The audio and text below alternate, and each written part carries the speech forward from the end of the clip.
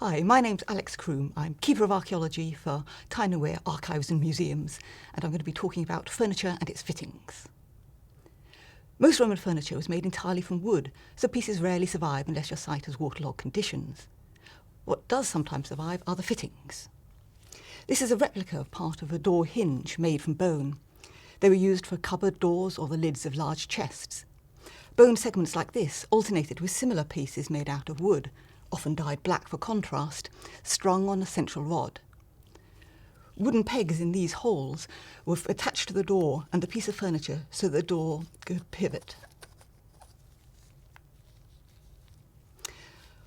Also made of bone are these pieces of decorative inlay or veneer, some of which are glued into position and some attached with small bone pins, as can be seen by these holes.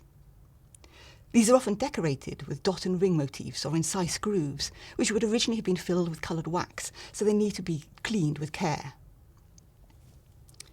Both bone hinges and bone veneer could be used on boxes, and in fact most surviving fittings from furniture come from chests, boxes and caskets. Most common are copper alloy studs, since there could be large numbers of them on a big chest. One example from Pompeii had over 700 studs on it. Studs, of course, were also used on soldiers' equipment, such as belts and on horse harness, but it is sometimes possible to distinguish between them. Studs with large disc-headed shanks, for example, were designed for use on leather, and studs with long shanks for attaching to wood. Studs with lead solder filling and iron shanks were used on boxes, as proved by boxes complete with all their fittings which have been found buried in grave goods.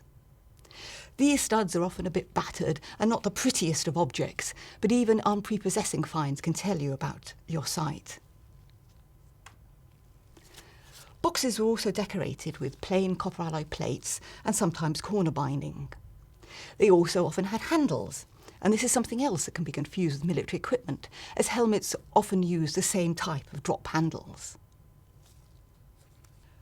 Boxes used for holding high valuable items had locks, and lock mechanisms like these are quite common site finds, as well as keys of various types, including the ring key, a finger ring with attached key. There are other types of fittings, but this has hopefully been an introduction to some of the more common types of small finds connected to furniture that you might come across.